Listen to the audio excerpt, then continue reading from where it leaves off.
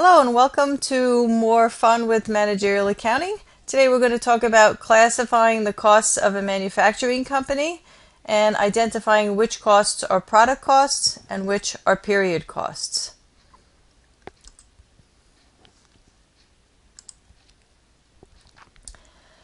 Okay, so product costs take place in the manufacturing facility and can be classified as direct materials, direct labor, and manufacturing overhead. So manufacturing costs and product costs are used interchangeably.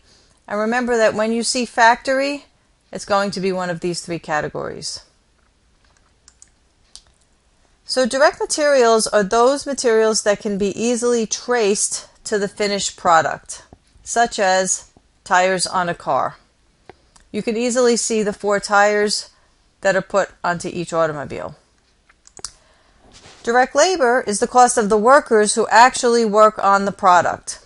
When making a car, the wages paid to assembly line workers would be direct labor. Manufacturing overhead includes all of the other costs incurred in running the factory. And this has 3 different components. It includes indirect materials. These materials cannot be easily traced to the finished product, such as the glue used on a car's windshield.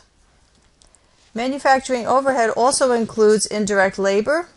This is the wages paid to factory workers such as supervisors and maintenance personnel. Note that they are not working on the finished product. Finally, manufacturing overhead includes all other costs in the factory, such as depreciation of machinery, utilities, and property taxes or rent on the building. So to summarize, all product costs can be classified as direct materials, direct labor, or manufacturing overhead. And our overhead has 3 different possible components. The rest of the company costs are considered period costs.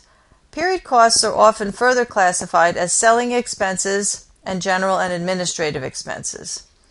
Examples of selling expenses are sales commissions, depreciation of cars driven by salespeople, and advertising. Examples of general and administrative expenses are salaries of management, depreciation of the office equipment used by management, and salaries paid to the accounting department.